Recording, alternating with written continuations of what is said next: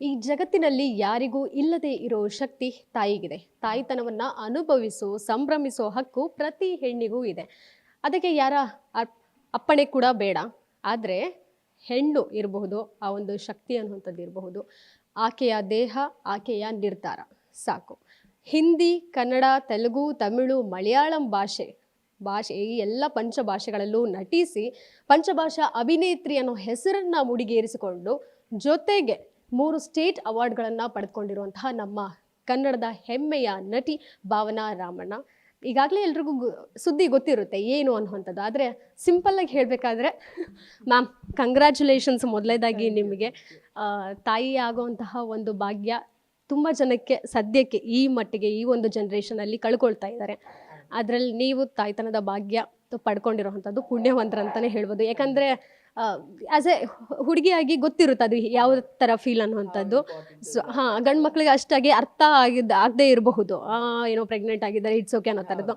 So ಹೇಗೆ enjoy ಮಾಡ್ತಾ ಇದ್ದೀರಾ? ಇಲ್ಲ, ತುಂಬ ಸಂತೋಷ ಇದೆ. ನನಗೆ ಸಂತೋಷ ಅನ್ನೋಕ್ಕಿಂತ ಹೆಚ್ಚಾಗಿ ನನ್ನ ಸಂತೋಷದಲ್ಲಿ ಭಾಗಿಯಾಗಲಿಕ್ಕೆ ಇಷ್ಟೊಂದು ಜನ ಇದ್ದಾರೆ ನನ್ನ ಫ್ಯಾಮಿಲಿ ಜೊತೆಯಲ್ಲಿ, ಎಲ್ಲರೂ ಸೇರ್ಕೊಂಡಿದ್ದಾರೆ ಅನ್ನೋಂಥದ್ದು ಇನ್ನೂ it's added happiness and it's a great blessing.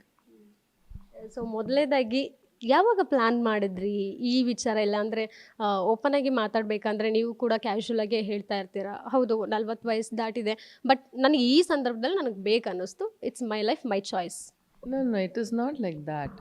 ಏನಾಗುತ್ತಂದರೆ, ನಾವು 20ಸಲ್ಲಿರಬೇಕಾದ್ರೆ, ಈಗ 20-25 ವರ್ಷ 26 ವರ್ಷ ಅನ್ಬೇಕಾದ್ರೆ, ನಾವು ಸ್ಪೆಷಲಿ ಸಿನಿಮಾದಲ್ಲಿರೋರಿಗೆ ನಮಗೆ ಪ್ರೈಮ್ ಏಜ್ ಅದು. ಏಜು ಪ್ರೈಮ್ ಇರುತ್ತೆ, ಅವಕಾಶಗಳು ಅಷ್ಟೊಂದು ಬರ್ತಾ ಇರುತ್ತೆ ಆ ವಯಸ್ಸಲ್ಲಿ. ನಮಗೆ ಒಂದಕ್ಕೊಂದು ಬಿಡೋಕ್ಕಾಗಲ್ಲ. ಈಗ ನೋಡ್ತಾ ಇರ್ತೀವಿ ನಾವು, ರಶ್ಮಿಕಾ ಮಂದಣ್ಣ ಇರ್ಬೋದು, ಯಾರೇ ಇರ್ಬೋದು, ಇವ್ನು if she wants to marry, ಅವಕಾಶಗಳು ಅಷ್ಟೊಂದು ಬರ್ತಾ ಇರುತ್ತೆ, ಬೇಡ ಬೇಡ ಅನ್ನೋಕ್ಕೂ ಆಗಲ್ಲ. ಯಾಕಂದರೆ that is what we want to do.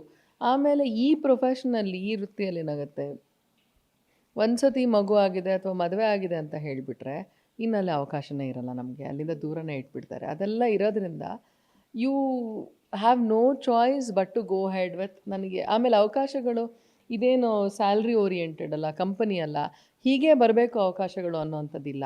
ಏನೋ ನಂದು ಒಂದು ಸಿನಿಮಾ ಯಾವುದೋ ಕ್ಲಿಕ್ ಆಗಿದೆನೋ ಇನ್ನೇನೋ ಆಗಿದೆ ಅಂತ ಹೇಳಿದ್ರೆ ಆ ಯಶಸ್ಸಿಂದ ನೋಡ್ಕೊಂಡು ಇನ್ನೊಂದಷ್ಟು ಜನ ಪ್ರೊಡ್ಯೂಸರ್ ಬರ್ತಾರೆ. ಸೊ ಇಟ್ ಬಿಕಮ್ಸ್ ಬರೀ ವೃತ್ತಿ ಜೀವನ ಮಾತ್ರ ಅಲ್ಲ, ನನ್ನ ಜೀವನಕ್ಕೆ ನನ್ನ ದುಡಿಮೆನೂ ಅದೇ ಆಗಿರುತ್ತೆ, ನನ್ನ ಅನ್ನನೂ ಅದೇ ಆಗಿರುತ್ತೆ, ಎಲ್ಲ ಪ್ಲಸ್ ನನ್ನ ಆಸಕ್ತಿನೂ ಅದೇ ಆಗಿರುತ್ತೆ. ಮತ್ತು ಈ ಅವಕಾಶಗಳು ಇನ್ನೊಂದು 10 ವರ್ಷ ಬಿಟ್ಟರೆ ಬರುತ್ತೆ. ನಾನು ಈಗ ಎಷ್ಟೋ ಜನ ಸಾಫ್ಟ್ವೇರ್ ಎಂಜಿನಿಯರ್ಸ್, ಅವ್ರಿಗೆಲ್ಲ ಆ ಚಾಯ್ಸ್ ಉಂಟು, ಮತ್ತೆ ಸಹ ನಾನು ಕೆಲಸ ಬಿಟ್ಟು ಮತ್ತೆ they can take a job. But ನಮ್ಮಲ್ಲಿ ಆ ಚಾಯ್ಸ್ ಇಲ್ಲ ನನಗೆ. ಒಬ್ಬ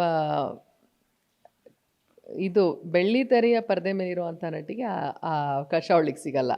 ಒಂದು ಸತಿ ಅವಳ ದೇಹದಲ್ಲಿ ಬದಲಾವಣೆಗಳಾಗಿದೆ ಅಂತ ಹೇಳಿದ್ರೆ, ಬಿಕಾಸ್ ಶೋ ಬಿಸ್ನೆಸ್, ಅದಕ್ಕೆ ಹೇಗಿರಬೇಕು, ನಾವು ಆ ತೆರೆ ಮೇಲೆ ಹೇಗಿರಬೇಕು, ಅದಕ್ಕೆ ಒಂದು ಇದಿದೆ, ಪ್ಯಾರಾಮೀಟರ್ ಇದೆ. ಆ ಪ್ಯಾರಾಮೀಟರ್ ಒಳಗಡೆ ನಾನು ಇರಬೇಕು.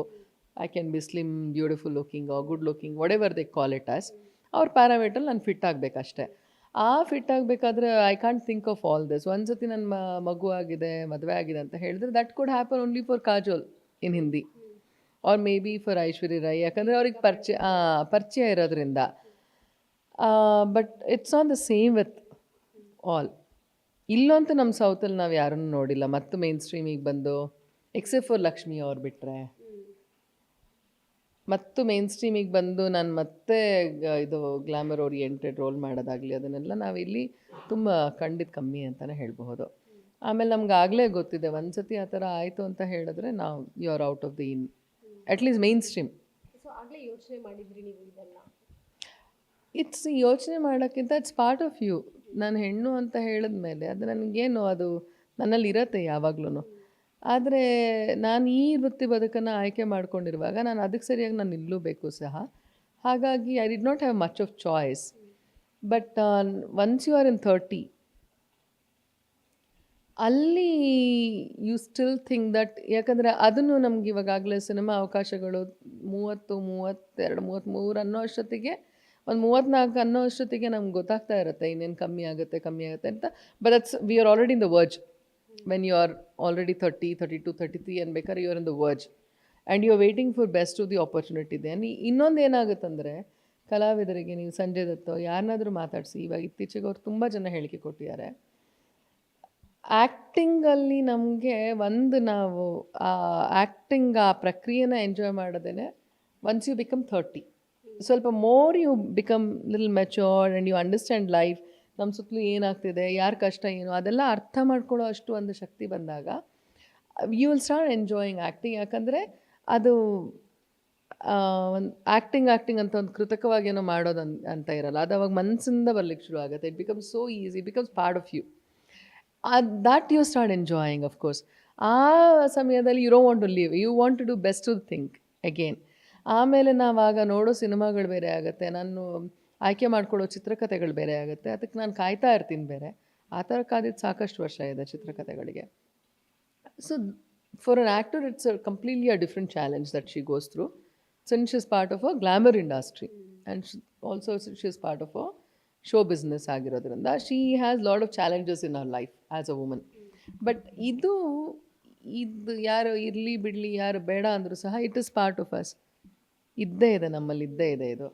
ಈ ಹಂಬಲ ಅಂತೂ ಯಾವತ್ತೂ ಕಮ್ಮಿ ಆಗಲ್ಲ. ಬಟ್ 35 ಅನ್ನುವಾಗ ನಮಗಾಗಲೇ ಈ ಕಡೆ ವೃತ್ತಿಯಲ್ಲೂ ಇನ್ನೇನೋ ಬದಲಾವಣೆಗಳು ಕಾಣಿಸ್ತಾ ಇರತ್ತಾಗಲೇ, ಓಹೋ ಇಲ್ಲೂ ಇಲ್ಲ ಅಂತ. ಆಮೇಲೆ ಈ ಆತಂಕನೂ ಶುರುವಾಗ್ತಾ ಹೋಗುತ್ತೆ. ಎಲ್ಲಿ ನನ್ನ ದೇಹದ ಸ್ಥಿತಿನೂ ನನಗೆಲ್ಲಿ ಇನ್ನು ಕೈ ಕೊಡುತ್ತೋ, ಯಾವಾಗ ನನಗೆ ಇದು ನಿಲ್ಲತ್ತೋ, ಅಥವಾ ನನ್ನ ಋತುಸ್ರಾವ ನಿಲ್ಲೋದಾಗಲಿ, ಅಥವಾ ನಮ್ಮದು ಏನು ಪೀರಿಯಡ್ ಸೈಕಲ್ ಇದೆ ಅದೆಲ್ಲ ಆಗಲಿ, ಅಥವಾ ಪೂರ್ತಿ ನಿಂತ್ಬಿಟ್ರೆ ಒಂದ್ಸತಿ ಮೆನೋಪಾಸ್ ಅಂತ ಆದರೆ then you don't even have a choice. ಆ ಯೋಚನೆ ಮಾಡೋಕ್ಕೂ ನಮ್ಗೆ ಆ ಚಾಯ್ಸು ಉಳಿಯಲ್ಲ. ಇದೆಲ್ಲ will start I think it will bother everyone. It has bothered me to.